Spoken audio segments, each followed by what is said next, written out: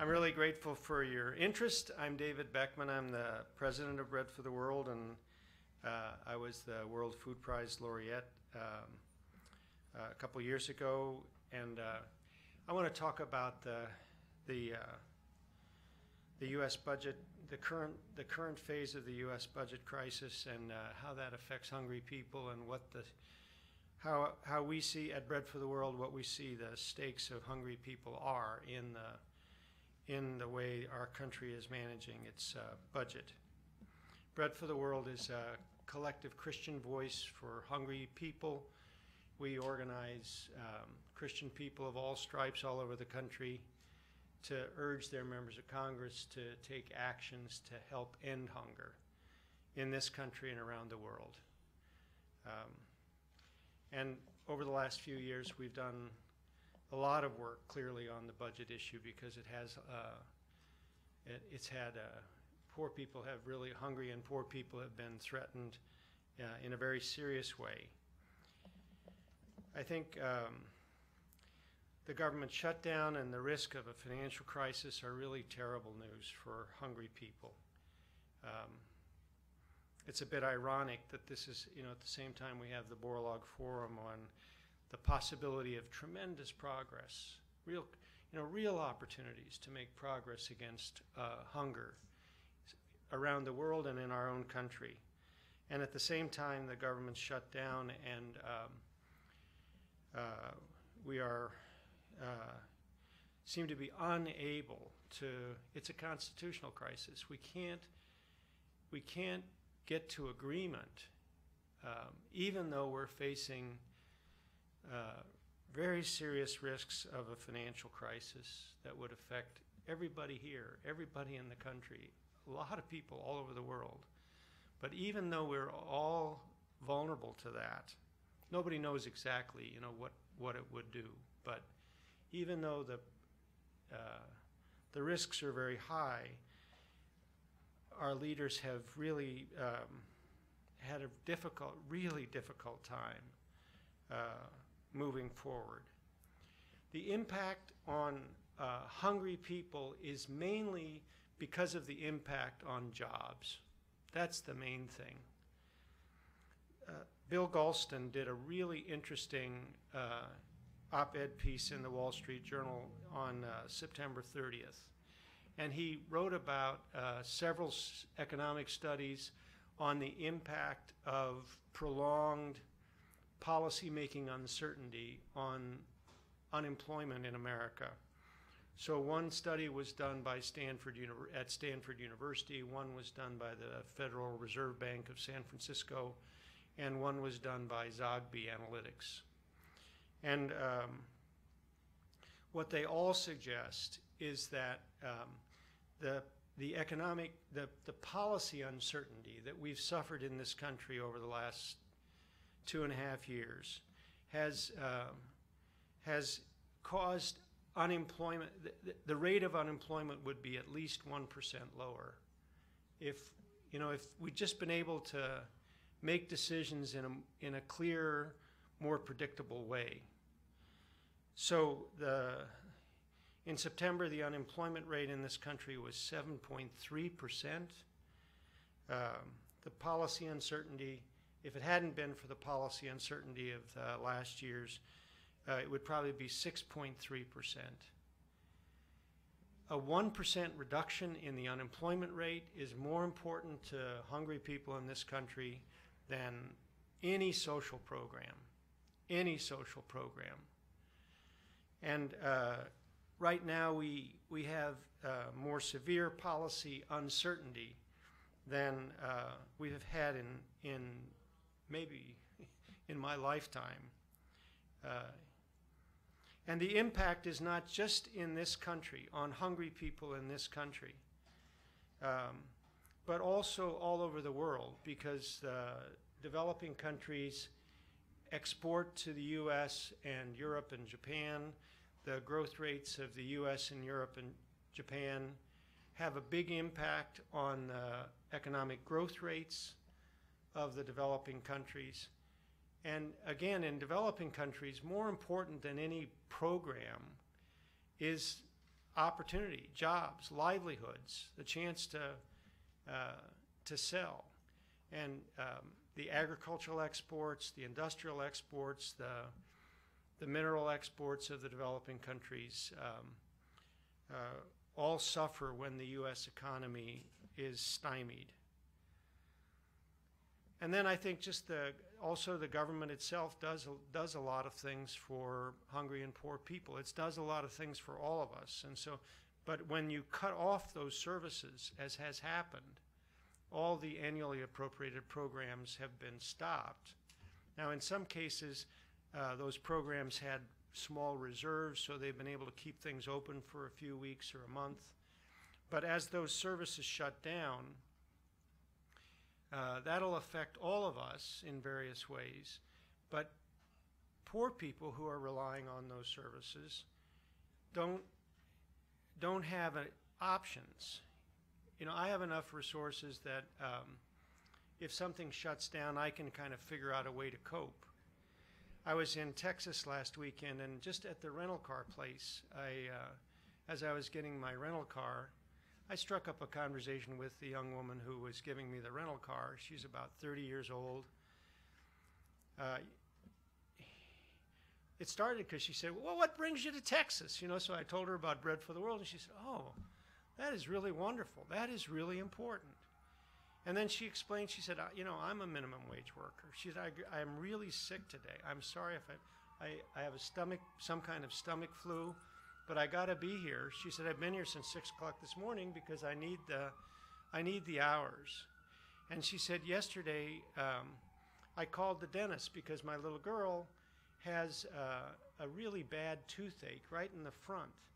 And so I called the dentist to take my little girl into the dentist, and the dentist's office said, well, we can't take you now because the CHIP, health insurance for low-income children, is out of funds because of the government shutdown. So she said, I don't know, I've got her all filled up with Tylenol, but it still hurts so much she won't eat. She said she's so skinny, she's got to eat, but she won't eat while her tooth hurts. It just gave me a different perspective on services among low-income people right now, because, you know, we're talking about, you know, a few days of the government, you know, the national parks being shut down, and it doesn't seem severe, but when you think about a little girl with a toothache, it seems pretty severe. I'm also struck in the building where I work. In the building where I work, there are some government offices. Those people have been sent home, but the real impact is that 4 of the cleaners have been laid off. So you know, just as I was leaving the office one day at 6 o'clock, the young woman came around a minimum wage worker came around to pick up my trash. So I asked her, just, well, how's this affected you? She said, well, thank God it hasn't affected me yet. But people on the 5th and 6th floor have been sent home. You know, if you're a minimum wage worker and you are laid off suddenly, your kids don't eat. So the government shutdown and the risk of financial crisis is having a very negative impact on hungry people in our country and around the world through the reduction in services, and even more through the impact on jobs in our country and on livelihoods in the developing countries. I am praying that the House and the Senate today pass the Senate-developed compromise package. Enough is enough. You know, it is really time for all responsible members of Congress to make sure that the government is open and not to let a few people stand in the way. It looks like there's a deal that could pass. I presume you've all read the reports that Senator Reid and Senator McConnell worked out a deal that'll keep the government open, that'll keep the debt ceiling, extend the debt ceiling for a while. It'll set up a commission that focuses on a serious package of deficit reduction, a compromise on deficit reduction.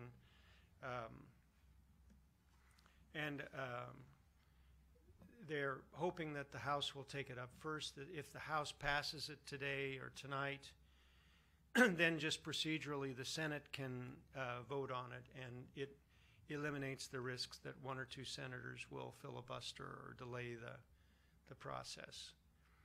And I just called my office, and the best intelligence we have is that the speaker's made noises that he'll bring it to the floor of the House and let the full House vote on it. So then presumably all the Democrats or most of the Democrats will vote for it, and if 20 Republicans agree to vote for it, probably then there's a clear path to an agreement, which would be more important to hungry people than anything that happens here this week, that's for sure. If we fail to get an agreement, it'll be very bad news for all of us, I think, and certainly for hungry people. Now, as they turn their attention then to, they're going to set up this new, it's a new super committee really, but they're calling it a commission, but it's basically a conference of the House and the Senate to try to reach a budget deal. And again, it's just clear that what we need is a budget plan that replaces the sequester with a bipartisan package that would include responsible cuts in spending. You could make modest adjustments in middle-income entitlement programs that over a long period of time would save a lot of money. And also it needs to include some new revenue. If you don't include some new revenue, you're going to end up cutting poor people. And what we think is just we ought to be able to solve our budget problems without balancing the budget on the backs of the poor. It's important to replace the sequester because the sequester is hurting hungry and poor people. If the sequester continues past January 15th, it will result in significant cuts to U.S. funding for international development assistance. So it would reduce U.S. funding for agricultural development in Africa. It would reduce U.S. funding for high-impact child nutrition programs. We now know, this forum is all about how much we know about what you can do with a little bit of money to reduce, to improve agriculture, to reduce undernutrition in developing countries. But that funding, if the sequester continues past January 15th, that funding will drop.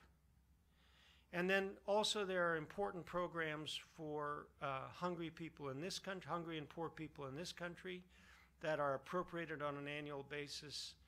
It's hard to see how you're going to go in. Already Head Start has been cut. There are 50,000 fewer kids on Head Start this year than last year because the sequester's been in effect. Meals on Wheels got cut this year. Going into the next year, there will be further cuts in Head Start, Meals on Wheels, other programs that fund state and local governments that then in turn fund low-income people. And then I don't see how they're going to be able to avoid cuts in WIC. And the Women, Infants, and Children program provides nutrition for pregnant women and babies. That can't wait. That can't wait. I know a family that's been struggling. They've managed to get out of poverty. They've managed to get out of poverty, but they had a baby, and the baby is lactose intolerant and is using a formula that's really expensive. If WIC stops or if they get cut off WIC, I have no idea how they're going to pay for formula for that baby. And and again, it's urgent. If you don't provide good nutrition for pregnant women and babies, it does permanent damage. So that all of us, those kids who lose that nutritional assistance are likely to have bigger problems, be less productive, less contributors to our society for the long term. So it makes sense for other reasons, but from the perspective of hungry people, certainly, it makes sense in the budget negotiations to replace the sequester with a balanced long-term package. And then I'm guessing what happens is in the sequester, they'll try to include the Farm Bill in the sequester. They'll try to include the Farm Bill in any kind of bipartisan deal that they can come to. The chairman of the Senate the Senate Agriculture Committee, Senator Stabenow, has said that she could live with cuts of $6 to $8 billion in SNAP.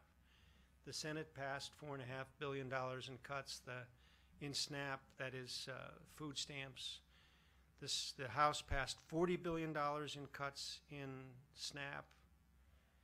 Let's say if they agree on $10 billion in SNAP, that's equivalent, what that would mean, that's equivalent to 2 years of all the food charity in the country.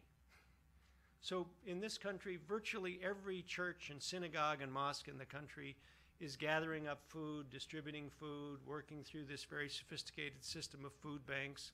It's God's work. I'm involved, I'm sure some of you are involved, but all that together comes to about $5 billion a year in food for needy families. So if they whack off $10 billion in SNAP, that's equivalent to getting rid of 2 years of all the food charity in the country. So Bread for the World's opposed to any cuts in SNAP. We think when you have unemployment of 7.3%, this is not the time to cut SNAP. And certainly if there are SNAP cuts in excess of the Senate version of the Farm Bill, we'll try to stop the Farm Bill. Okay, let me take some questions. Yeah. You mentioned sources of new revenue and middle-class entitlement programs. Can you be more specific about what sources of new revenue you'd suggest and what middle-class programs you'd suggest cutting? Well, our main thing is just all the programs that affect poor people in developing countries are about 0.6% of the federal budget. And then all the programs that go mainly to poor people in our own country come to 19%. So all the programs for poor people are about 1/5 of the budget. 80% goes to all the other stuff. So the main thing we think is in that 80%, we ought to be able to find something that we can cut if we need to cut something. And what the Republicans and what both parties have talked about is adjustments in Medicare for higher income people. You could make relatively modest adjustments in Medicare for higher income people that, because it's such a big program, over a long period of time it would make a lot of difference, and it would affect people like me. I can do without, with a little less reimbursement for my medical bills. And then more controversially, President Obama has already, in one of the iterations of the budget deal, has talked about some adjustments in Social Security that you could make. A lot of Democrats, will drop dead before they allow that to happen. But it seems to be there's some wiggle room there, that maybe there are ways you could make some adjustments in Social Security that wouldn't be a big hardship for anybody, certainly not for anybody who can't afford a hardship, but that would make a big difference over the long haul. And then you do need increases in revenue. I mean tax increases. And the Republicans drop dead at the thought of a tax increase. But if we don't, in fact, our taxes are lower than they've been in decades. And if we don't have tax increases of some kind, you're going to end up taking food away from hungry kids. Yeah. Hi. Oh, thanks for bringing that up. Passing the Obama proposal, but it failed. Now, Royce and Engel, we believe, are going to try to at least preserve what's in the Senate bill in terms of changes in food aid. Could you address those, and how much of a difference at all that'll make, and where do you think that issue is going from here? I really appreciate your asking that question. So in the, it's really important. Just as background, the part of the Farm Bill is the International Food Aid Program, and U.S. food aid reaches about 50 million of the most desperate people in the world every year, in refugee camps, some of them in kids in schools in poor countries. It saves a lot of lives, but it's an old program, and there are inefficiencies baked into the program, so that you can make improvements in the U.S. Food for Peace program that would allow it to do a lot more good. The most obvious one is that there are times when you can use food produced locally, or if you're providing food aid in Northeast Ethiopia, you can buy it in other areas of Ethiopia or in Kenya instead of shipping it from the U.S. It typically, it gets there faster. If you have cash to buy local food, you can also really buy what you need. So the main people you want to make sure you feed are the babies. So you need to buy baby appropriate food, not corn soy blend that's shipped across the ocean. So you get better food, faster food, and you can save about 50 cents out of every dollar. So you get double the dollar. You get double the impact for every dollar. The impact on U.S. agriculture would be just tiny, absolutely tiny. I think food aid amounts to about 1% of U.S. agricultural exports every year. And we're not talking about replacing all of food aid with locally or regionally purchased food aid, but say half of it. So the impact on U.S. farmers would be negligible. I really appreciate that U.S. farmers and the farm community has really rallied around food aid over a long period of time. And people I grew up in Nebraska. I know that farm people and people from farm states are proud of their role in feeding the world. But if we would update the food aid program, specifically by allowing more local regional purchase, trying to pay more attention to the nutritional quality of the food that we're providing to desperate people, we could get a lot more done with the same dollars. President Bush started pushing this in 2009. President Obama last year proposed a reform that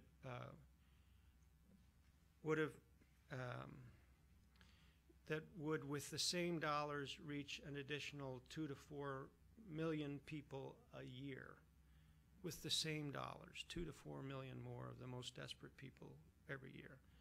So broadly, Bread for the World is really gung-ho about maintaining funding for food aid, not cutting funding, but then using that funding in a smarter way to get to more hungry people and to get there with better assistance. So in the current Farm Bill, the Royce Engels, when it came through the House, Mr. Royce and Mr. Engels had an amendment that would have done something very much like what the President had proposed, and it failed by just a few votes this year. So I didn't know that they're going to push it. At least in the Senate, there are the Senate version of the Farm Bill includes some modest reforms that would, as I understand it, would mainly improve the nutritional quality, would instruct the administration to do some things that would improve the nutritional quality of food aid. So I'm glad that there's support for that. Also, the Senate version of the Farm Bill authorizes the current level of food aid, whereas the House version of the Farm Bill would cut international food aid. It's not a rounding error in the budget debate. So it makes sense to maintain food aid and do what the Senate wants to do. And then going into our thought is next year, Bread for the World's main campaign in churches across the country will be about reforming food aid. We think in churches in Iowa, when people understand that for the same dollars we could reach 2 to 4 million more people every year and give them better assistance than we are now, that and this is an issue on which when it came to the floor of the House, some of the Tea Party guys, some of the liberal Democrats, they voted for it. So the support comes from across the spectrum. We think it's a good issue to take into churches in Iowa and around the country, and that with the support of church people across the country, we hope next year we can get something like the president's proposal. The administration is also, when they rolled it out this year, they didn't roll it out very well. They kind of surprised people. And so there are some people who benefit from the current system, and they blocked it. But I think the administration is trying to deal with those people in advance and find ways to move forward that don't hurt those interests, and that build broad support for this is just a no-brainer thing to do. It just doesn't make sense for us to, appropriate food aid for the world's poorest people and not do it efficiently. You probably know more about the latest on it than I do, so after we finish this, you can tell me what you know. Or if you want to come up here, you can just tell us. Okay. Yeah.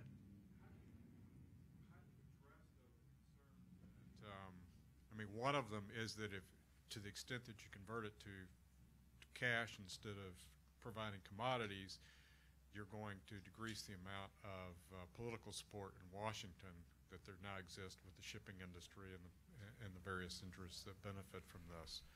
That's been one of the concern by the aid organizations, that Right. What will result from this is just less money overall. Yeah, I think that's the main argument against doing it.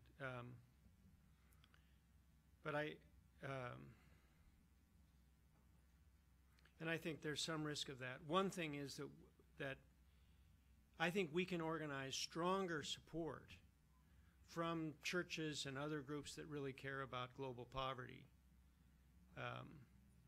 for food aid.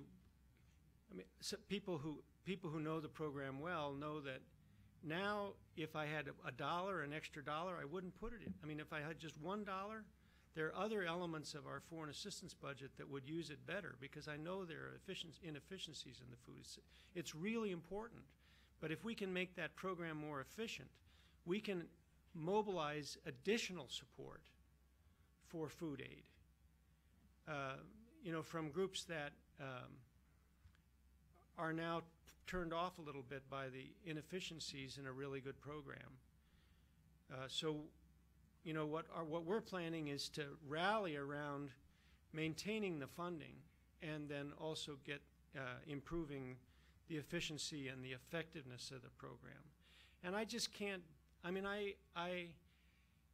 the whole food aid community, over whatever it is, 50 years of U.S. food aid, the farm groups, the millers, the shippers, a lot of people rally around food aid.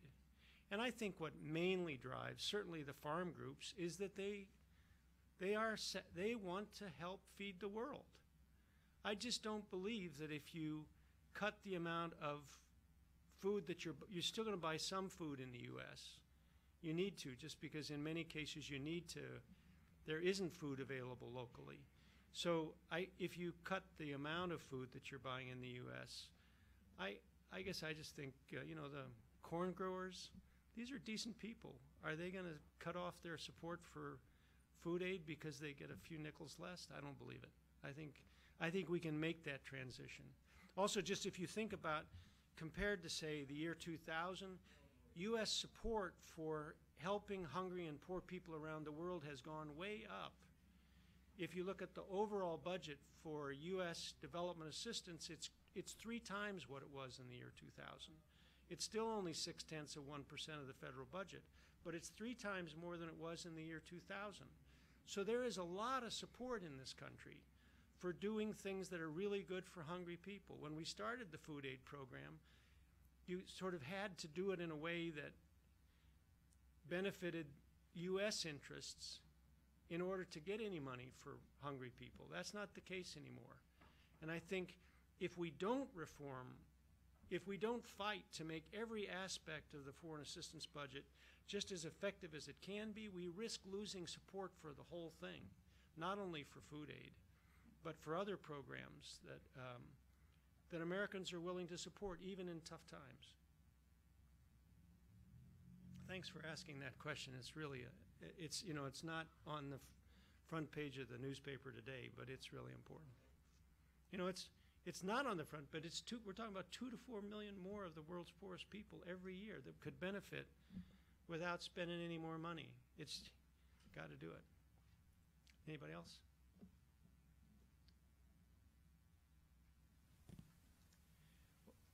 Well, I am really grateful.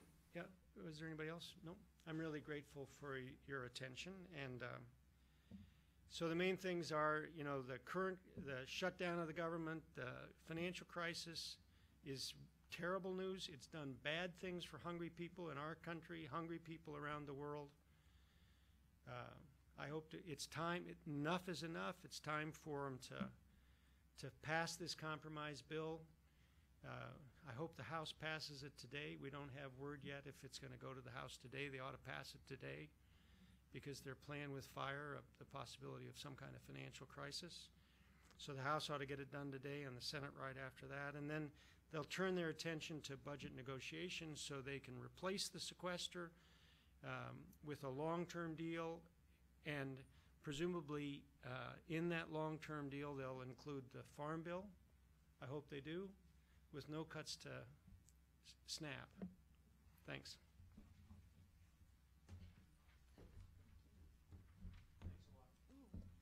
Thank you, David. Just want to say that coming up next, we'll have the 2013 World Food Prize laureates coming down here at about 2 o'clock. Thanks, guys.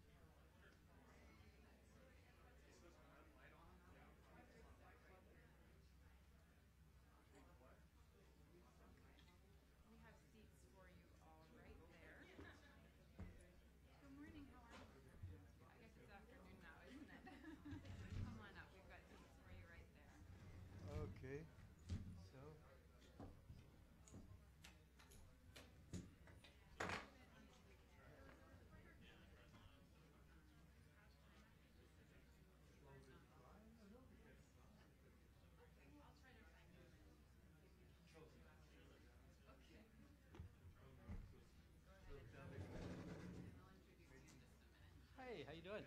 How's it going? Oh, gonna need to put on sunglasses here. I know it's a little bright, Bright isn't up it? there. That's great. Awesome. Good. How you doing? Good, Great. good. We'll get started here in a second. Okay. Good afternoon, everyone. We are about to start our next press conference here. Thank you all for coming. I'm honored today to introduce to you our 3 2013 World Food Prize laureates. We have over here Dr. Mark van Montague of Ghent, Belgium. Dr. van Montague is the founder and chairman for the Institute for Plant Biotechnology Outreach in Ghent. Next to him, we have Dr. Mary Del Chilton, who is the founder and distinguished science fellow at Syngenta Biotechnology. And last but not least, we have Dr. Robert Fraley, who is the Chief Technology Officer at Monsanto. So with that, I think we might start off with just a quick question to the laureates to start things off. Maybe talking a little bit about kind of what you see as the most important things that need communicated about biotechnology. And then we will open it up to some questions. Want me to start? Okay, well, What do we need to communicate about biotechnology? I think probably the main message is its safety. The fact that no problems have ever been recorded since the first biotech seeds were launched. It works in the field, or the farmer would not be buying it. So those qualities certainly it should sell itself if it could. We go, well, it's also the urgent need. People think that we, living in the States or in Europe, we have it so well off, and we forget all what we see in our televisions on the hunger in the world, on the dramas that occur in so many rural areas all over. People forget that half of population lives with less than $2 a day, and that hunger and poverty and damage to the environment, that's all one story, and it's science and technology that has to take it up. I absolutely agree with Mark. I think the challenge we face over the next 37 years to double food production, to feed the 9.6 billion people who will be with us in 2050 is an absolutely daunting task, but I think we can do it with these new tools, and it's absolutely important that we have a dialogue and an understanding and a trust with folks around the world, so that technology can have the impact that we so much need from it. So with that, are there questions for the laureates? Yeah, go ahead. I'm Larry Brown from High Points Journal. This is directed to Dr. Fraley, primarily.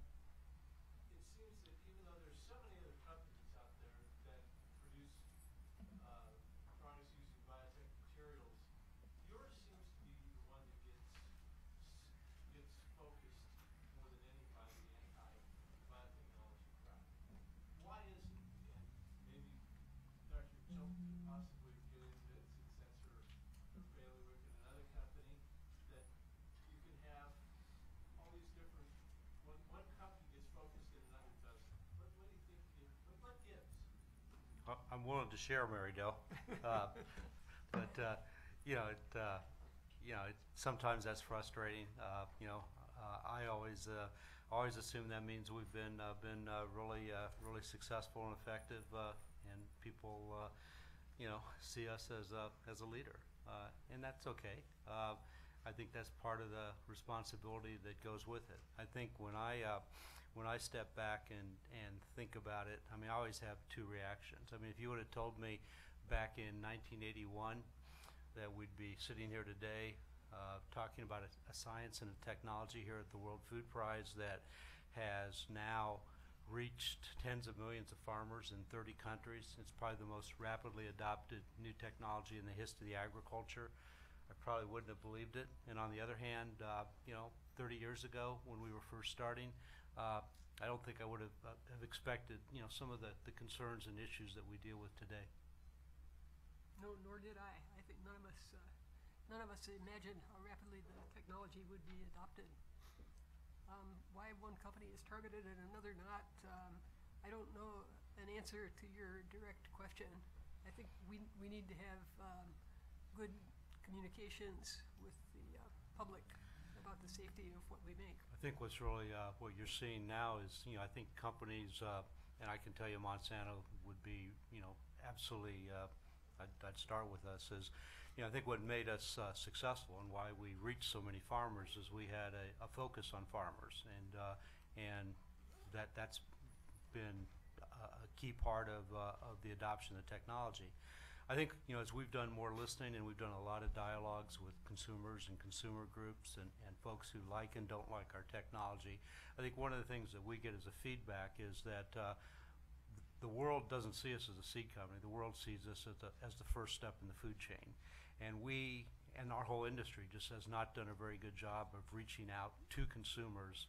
And that's something we need to do and do very differently. And I think it means different approaches, different use of social media, an increased level of transparency, and all the things that go with earning the support and trust of consumers.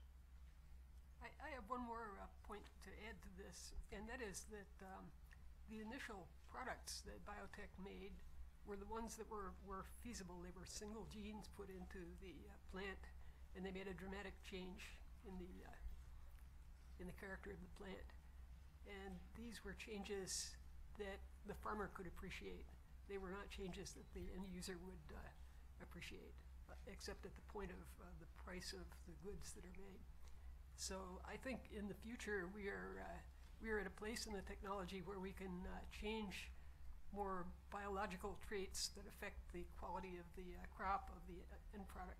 These will be traits that the consumer can appreciate, and I think they will change the nutrition of the crop plant, for one, such as golden rice, and I think that'll help to sell the technology to the consumer.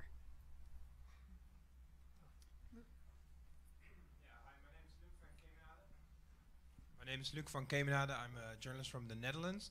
I was wondering, in Europe, we are known to be quite conservative, politically at least, towards the biotechnologies. And I was wondering, Mr. Mark van Montagu, how do you feel about that coming from Belgium? And the others can respond as well. Well, I think in Europe, since you know it very well, it's extremely heterogeneous. The UK is reacting now suddenly differently because they realize it's needed. We in the northern part of Belgium didn't have too much problems with political concern, but going back to the first question, it's one story, and I really think that we have to be a bit more aggressive. They try to single out a given villain, Monsanto, but because they know it's people who bring disinformation, and this disinformation would not work if you say industry at large or a big multinational, because people would not listen. But if you start gossiping about a person, people always start believing gossips. That's just humanity is like that, or neurobiology works like that. It's very strange. We have to come to single out what that is, and there is a lot of our way of thinking and believing is that suddenly comes up when in this GMO story. So finally, in Europe, Europe is blocked because also there is not a product that people see. It's only some products on large intensive agriculture. Most of the small countries, we have small farmers that make more horticulture sometimes than or grow small amounts. So for the potatoes that touch them, we have solutions with the transgenics that are transgenic potatoes that are protecting against the fungus that give the potato disease. If that would come on the market, but they have very clever systems worked out. The people who bring this information, they forced lawmakers to make rules that it's so expensive and so time consuming to bring it to the market that you cannot have a small seed company to take it up. And universities or the public sector is not there for making products. it's the private industry. So it's a very clever way how everything is being parallelized, and we have to analyze that and do it, and then unite and react. So in maybe other words, does that come down to not being able to communicate the message well enough? It's, well, we did not realize how emotional the message was, and how easily super lies like Seralini and disinformation that has been spread that touches persons, and they believe this super disinformation. From a rational point, you never could. We thought as soon as you see the tumors on the rats that Seralini showed, now he's so overdoing it that it will be clear that it is nonsense, and so the people will change. No, people believe Seralini because they have fear. That's and that, of course, you could call it an error, but just call it an error in communication is. I don't think you pointed out very rightly. We have to say that that we are under a systematic attack, and that is unacceptable for a society, and that the society as a whole has to react, and that our political leaders have to take up their responsibilities.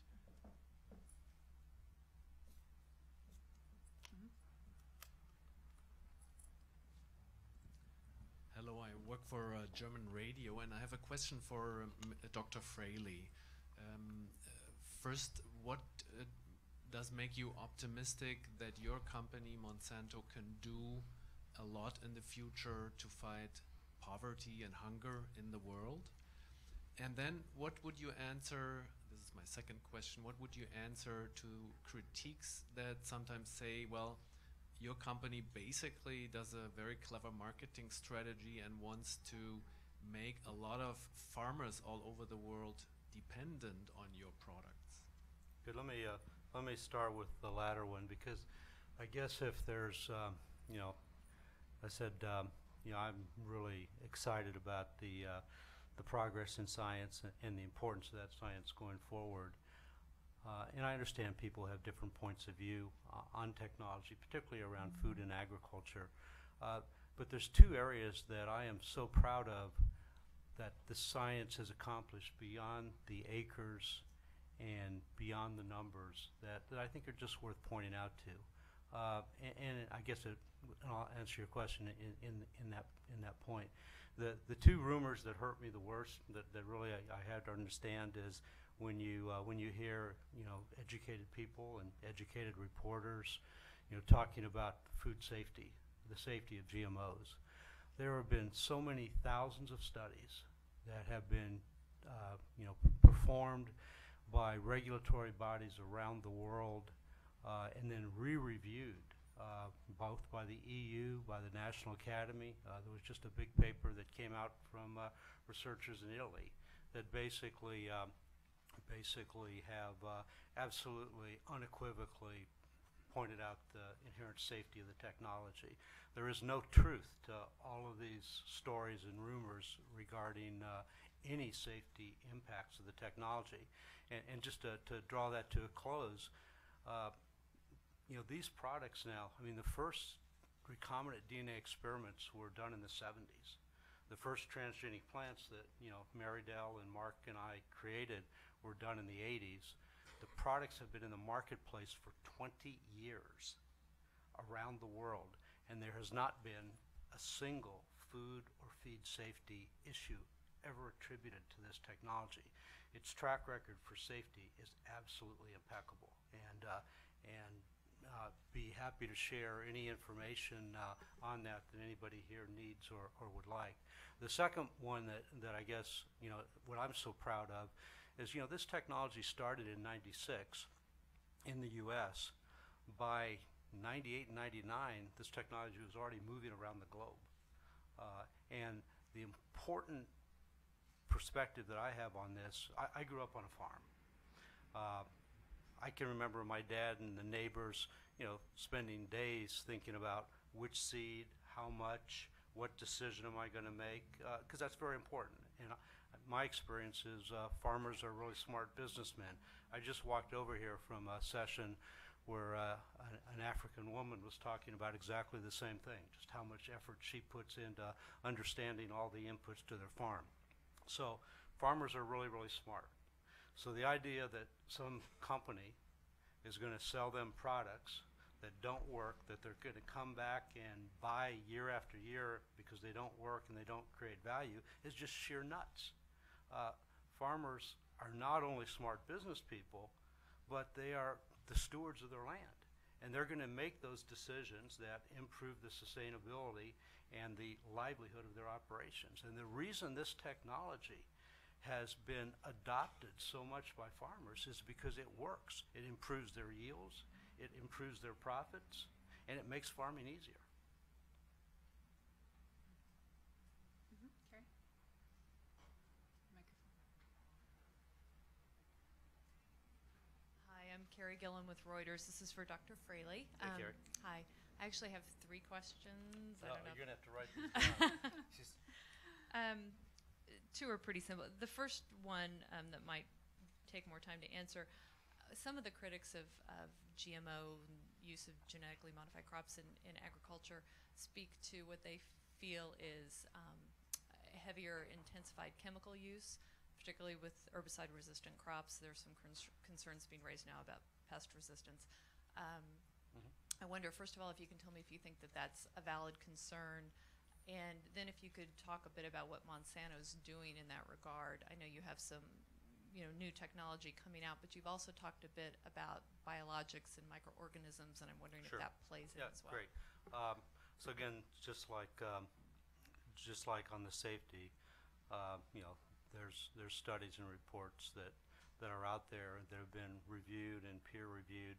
I think just as a soundbite number, if you take a look at biotech crop acres versus non-biotech crop acres, comparing cotton to cotton and corn to corn and beans to beans, on average a biotech acre uses between 20 and 25% less chemical inputs from pesticides than a non-biotech acre, and it's a dramatic reduction in both insecticide use and in herbicide use for those crops. And that's really both an economical benefit. It's also a benefit in terms of reduced spray applications. Every time you have to drive that tractor or walk that field, that's either labor intensive or it's using energy. And so that's all been part of the calculations, and it's one of the reasons that this technology has been adopted so dramatically, is it provides for convenience and cost reductions along the way.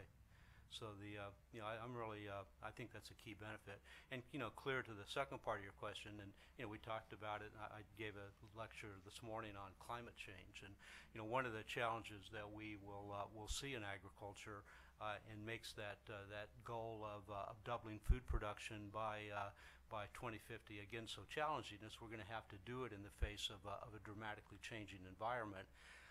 And one of the complications I think we'll see from environment change and temperature changes is we're going to continue to see rapid evolvement of pests and weeds. Having these tools is going to be really critical as we anticipate just a few degrees changes in temperatures can change the hatch time for insects or the onset of diseases. And that's one of the reasons that these tools, I think, are going to be so critical, because we're going to continue to see weeds evolve and insects evolve and diseases evolve, and we want to have all the tools that we can to help mitigate. Sure. Is there any update on the wheat in, where was it? Oregon. I wrote about it. I can't remember. Is there any update on? The fact that you can't remember tells me that there hasn't been. That I'm getting old. It's been great. It's been, I would say that whole issue in Oregon, at some point it'll be looked at, I think, as a great case study on the interaction of the government and the universities and the companies. As you know, within literally a few weeks, all of the seed supply and grain supply had been analyzed, and methods and techniques were made available to import countries around the world. And the USDA is still, I think, completing their report. My guess is there'll probably be, from what I've heard, done before the end of the year. and their conclusion is, you know, that was isolated to that single incident of that field in Oregon. And the really, really good news is that the farmers in the Northwest have completely, you know, harvested all their wheat. All that wheat has been shipped, and there's not been a single issue, not a single example of a boat being redirected or a shipment being lost. We've had absolutely continuity of the marketplace. Thanks. Sorry. Washington State, how concerned are you that that initiative might pass? 522. Well, you know, on the labeling conversation, you know, it's a big one. So let me take just a couple of minutes. And I know Mark and Mary Dell would want to comment on it. I always like to start the labeling conversation with, and it always surprises a lot of people. Our company is absolutely supportive of voluntary labeling. That means if a company wants to source GMO-free ingredients and put a GMO-free sticker on their products, we would be delighted to see that happen. And you know, we're seeing, you know, effectively that's what an organic label is on foods. It's a non-GMO source. If there's anything I could wave my magic wand on, it would be that the FDA would actually authorize a GMO label and create a standard one. You know, they've done that literally a few months ago in beef, where there's now a GMO-free label in beef that has all the standards in terms of animal feeding requirements to get that label. I think that would create a lot of confusion. So then people ask, well, what's going actually on in Washington State, or what's going on in California before that, and why wouldn't voluntary labels that any company could put on their products meet the needs of consumer information and right to know? And I guess I'll just, you know, what's going on here is this isn't necessarily about the consumer's right to know. This is about a effort, you know, that's being funded by a certain group to put mandatory labels that would be required, that would, on that panel of food, when you see the label, it has things like fats and calories and saturated fats and unsaturated fats. These are things that from a health perspective alert consumers if they have health concerns. And to have biotechnology, which we've just talked about, in 20 years has not had a single food or feed safety issue be labeled negatively, and an implication that there would be a health issue associated with it doesn't make any scientific sense. And the people who are pushing that are doing it just for that reason.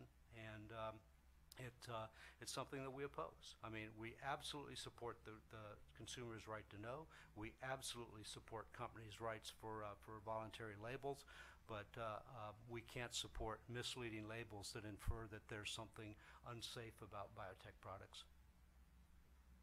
Dr. Van Montague or Dr. Chilton? Well, I surely agree, because in Europe we have seen that was the way it started in the early 90s, by saying democracy asks that you label it in GM, and that's just a misconception. It was a way to diabolize the GM and to frighten people. You can inform by this label if people think it's interesting that that something contains GMs or give some information, but not mandatory, because it's that would be just have the start of a whole feeling that arises in the community, and it would be forcing to have an opinion, and instead of making people the free choice of opinion. Yeah, my feeling about this is that we have the organic produce now that is known to be GMO free because of the rules. And what more do we need than that? If a consumer chooses to eat non-GMO food, he has that choice. But I want to keep my choice to eat GMO food if I want. If we start having compulsive labeling, many companies will be unable to produce the GM products that they do now because of concerns about whether it's going to be in some product and run into a labeling problem. I think it'll be the death of the technology in a real sense if we have obligatory labeling. I'm totally opposed to it. how difficult would it be to come up with an analysis from a say a packaged food standpoint? You have a box of rice-a-roni or the pasta with little broccoli pieces in it. How would you ascertain whether or not any single ingredient in that box might have had its origin in a product that was genetically modified? Well, the food companies that produce their foods, source the specifications, and they take those sources down literally to individual fields and ingredients. So the companies who do label their products as GMO-free have already laid out the path for achieving that. So, thanks. Kind of goes back to the bigger picture of if we start to limit choices, what does that mean for the world in general? And we've seen a lot of food crops. We hear about citrus greening and products that are direct food. A lot of our corn and soybeans don't directly go into. You can't buy a field corn at the grocery store, but you could buy an orange that would have biotechnology. What do we need to overcome of that debate to see actual biotechnology in food that we would actually buy at the grocery store? Well, I think it's great that you raised the question, and I think that's really, for me, being a recipient of the World Food Prize this year. I mean, it's it's cool personally to be recognized, but it's just such a great opportunity. It's such a wonderful forum to reset the discussion and have that discussion that we need to have, because I think now, after 20 years and no safety and 20 years and farmers around the world benefiting it, I think the question becomes, what else do we need to do? And particularly when you put it in the context of 9.6 billion people, a doubling in the food supply, the planet having to produce more food by 2050 than it has in its entire history. I mean, Ambassador Quinn, labels this as the greatest challenge the world faces. And I can tell you, I am optimistic that the tools that we have in biotechnology are incredible, and we're seeing new genes, and we're still seeing, really from a science perspective, the tip of the iceberg in terms of new opportunities. The other thing I always like to mention, and a lot of people don't appreciate, is these very same biotech tools have completely changed plant breeding.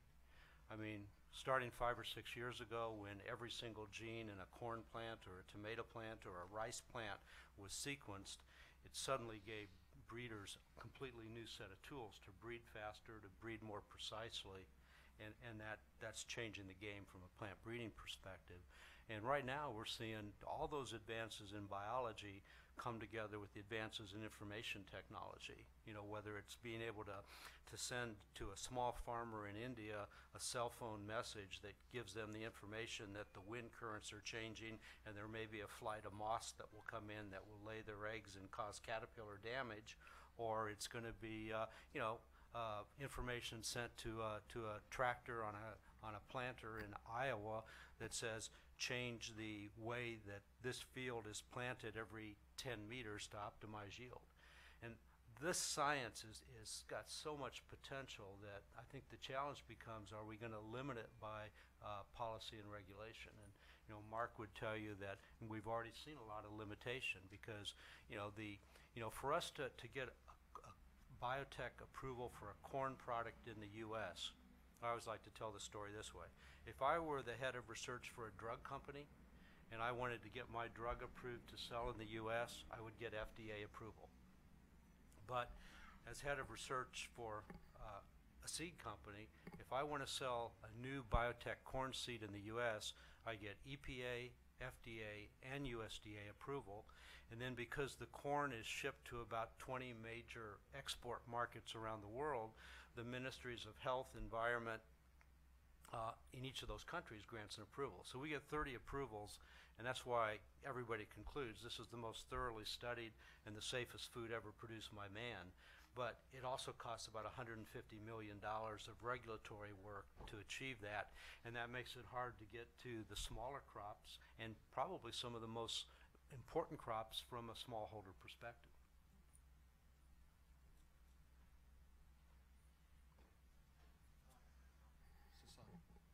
Hello, Alan Coslow from here in Des Moines. Leaving this politics for a second and getting to the science, I'm curious about two things. One, 30+% of the food supply is spoiling. What's being done for extending shelf life of products with, from a GMO point of view?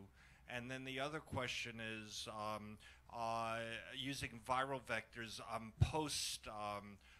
post-planted, doing GMO basically in the field using viral vectors. Is there any work being done on that, and is there any use for that type of technology? So Mark, if you want to grab any of those, go ahead, or Mary Dell. No. I just start with a comment on, absolutely, preserving, preventing crop loss is a key, and that's, kind of coming back to it. That's why, the universal adoption of bug and weed technology has been so important, because weeds, compete with crops for sunlight and moisture and contaminate grains, and bugs create damage, and part of the damage you're talking about is insect damage on crops. So if you can continue to address those pest challenges as they evolve, that's one of the key ways of helping to address food security and preservation. I think also, clearly, the easy answers to this is refrigeration, and a lot of technologies on shipment and transportation that are now being adopted around the world to help on storage. There's some cool science, and there's a lot of understanding of the genes that are involved in ripening that can be addressed. That there are research projects on that I think could also be helpful. And then maybe to the last point, we're using a technology that we call BioDirect that can do many of the things that you were talking about in terms of post-plant applications that involves RNAi type technologies that looks really cool. It could be a really could be an exciting advance, and I think all of these things that one of the important things to keep in mind, because myself and Mary Dell and Mark are so closely associated with biotech and GMOs that the important thing to remember is that's just one part of the story. I mean, the application of these tools to breeding has been game-changing for plant breeders, and the application of the biotech tools for diagnostic systems as well as for other types of biological treatments are going to be spectacular in the future. I mean, in many ways, we've moved beyond just the pure biotech and GMOs with some of the new technology platforms. And that will help to feed the world. I'm sure that it will.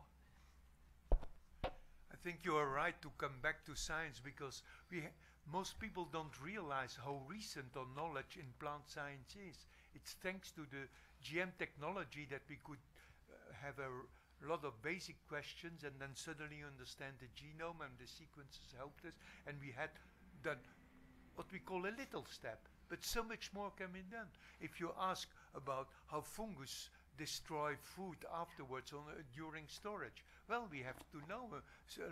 Few people worked on these molds by themselves, and the all action against GMOs in Europe at some universities, in Austria and other countries in the south, in Greece and some places in Italy, if you at the university you do a grant application where GMOs would be used, it's refused. You cannot even do it. And that's the dramatic issues that are coming up, because indeed there are so many solutions. The spreading that was said with small RNAs came because all the recombinant DNA techniques made us understand that suddenly RNA is not only an intermediate between the protein and the product and the genes that are there. It's much more, and a much interesting regulation. And we will badly need it for our forestry, because you cannot say that you will make the transgenic trees later. The trees are there, 100 years trees. You want to protect them.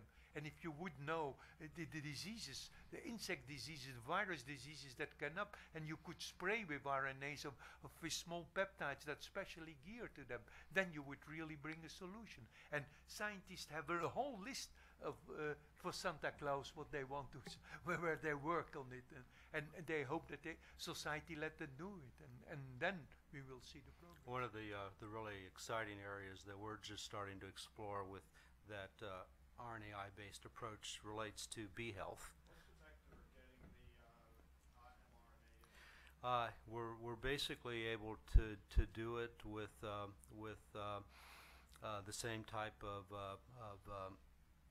adjuvants and surfactants that you would typically use in crop agriculture.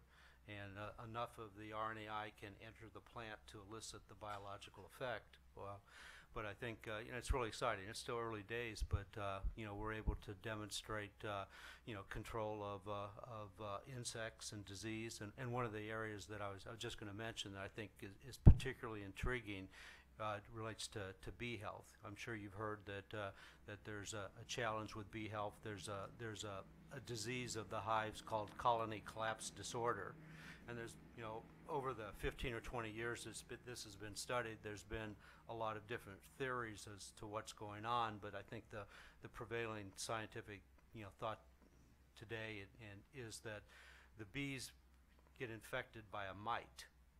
And the mite is a carrier for several different viruses. So it becomes a really complex question of how do you control the mite and the viruses. And we think that, and we have evidence that sometimes the application of these RNAis in the hive targeted against the virus or the mite could be a very precise solution to eliminate these parasites of the bees.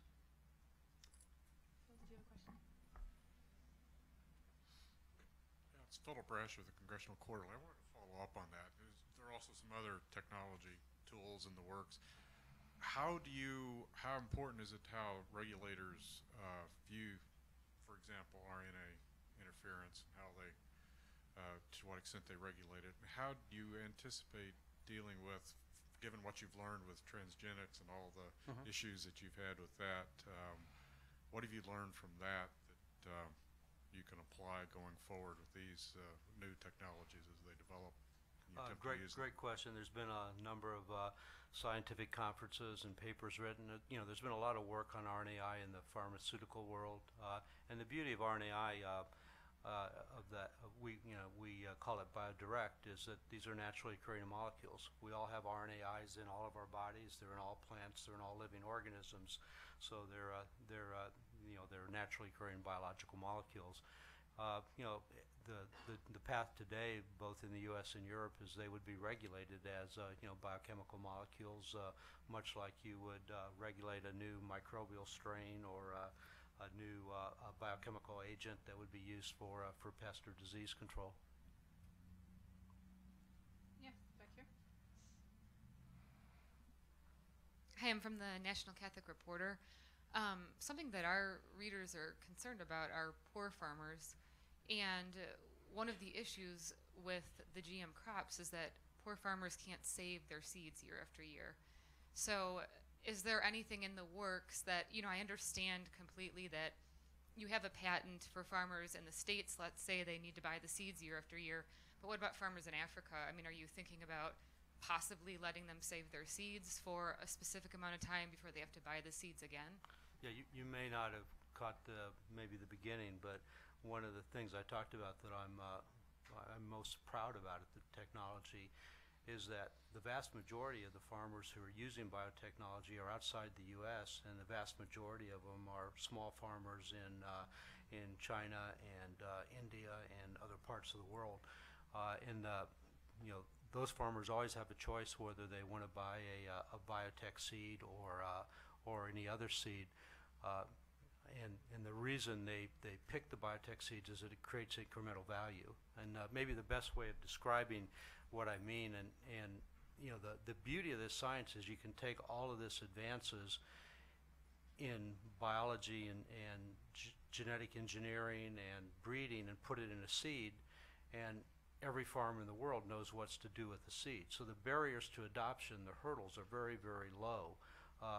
And the ability to reap benefit is high. And the classic examples, if you go to India, where I helped to launch Borlaug cotton, just right after the U.S. and worked with several of the folks who are laureates in the World Food Prize. That technology has basically doubled yields in cotton, and when you think about what that means at a village level or at a grower level, we're not talking a food crop here, but we're talking probably one of the most important cash-generating crops for a grower. And we've seen the same thing in Africa, where we've launched the technology, in Burkina Faso and other countries. So the grower always has a choice between whether they want to use a biotech seed or another seed, but the decision to use the seed is based on the fact that it provides such great incremental value. Are there other questions? Martin?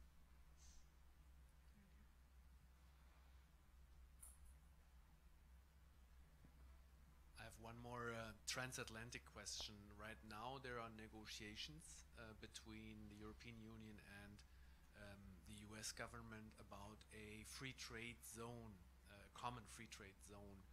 Do you see this maybe as a new chance to become more successful in the European Union, or do you think this is politically so poisonous, we better stay out of this, and have you kind of given up on Europe?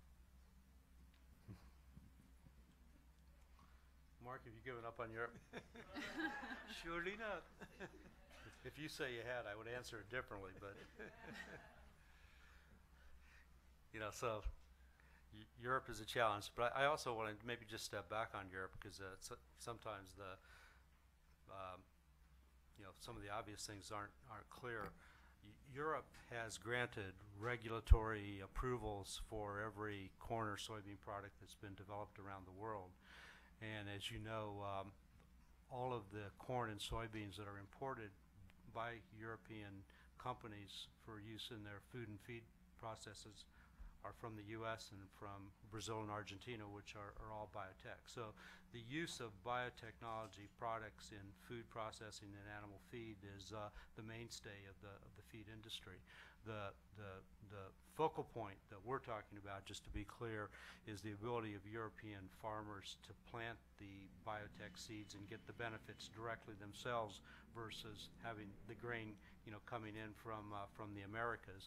Right now, there had been extensive plantings in Romania, in France, and particularly Spain and Portugal. Spain and Portugal are the only countries right now that are still allowing farmers to plant biotech corn seeds. And so the challenge becomes the ability of countries like France and Germany to change the policies that they've put in place that today don't allow or favor regulatory approvals for planting. And I think we're seeing some really clear and direct statements out of and Mark mentioned it, out of the British leaders who have taken a different view on the importance of science. And I would like to think that at some point this will change, but there's a lot of policies and politics that I don't understand. I mean, you have farmers that are highly compensated in Europe, as you well know, and at some point, I think the use of technologies that could even further reduce the environmental impact of what are today's non-biotech alternatives would be environmentally attractive. And I think the increased yields versus compensation payments would be attractive on a global basis in terms of world grain and market availability.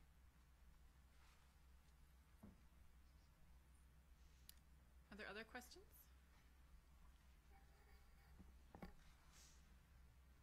Anything that any of you would care to add? Well, that the science brings so much surprises that people will really change their mind, but there is a need to make a product that they can see it. By example, for if the diseases here in Florida on oranges goes on, and if somebody rapidly would come up with a GM solution, I think everybody would want his oranges. And And this looks to the possibilities. But we should also, again, not be over-optimistic, because if you see in Hawaii the papaya, it was saved through the transgenics, and still people are protesting against GMOs papaya. So it's this absurdity we also have to realize. So that's why the communication, I'm afraid, and analyzes really what goes on in the mind of people, and discuss that the same beliefs and fears that these people express to GMOs, that we also have it in our daily life for others, and that it is the same, and that we have to try to pay more attention to rationality and science.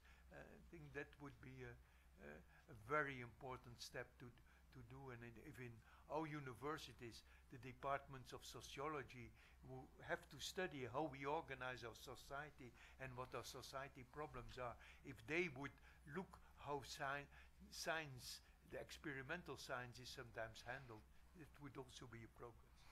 I guess I'd end with a request. If anybody here wants any information on the 1,000+ papers that establish the safety of this technology, I will be happy to give you my own personal edition of that. And I would hope to not see any more articles out of anybody here that says that this stuff isn't safe.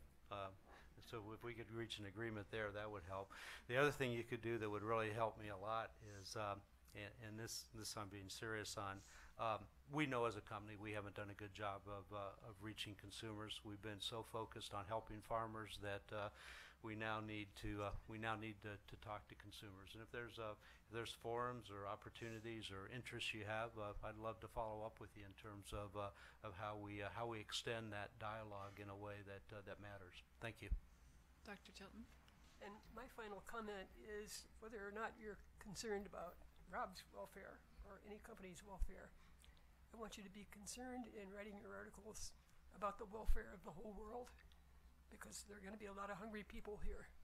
So as you write about this technology, I hope that you will give at least a balanced view of the safety, the utility of these biotech tools. They're great, they're fantastic, and we're going to need them, believe me. Thank you very much. With that, I think we'll end today.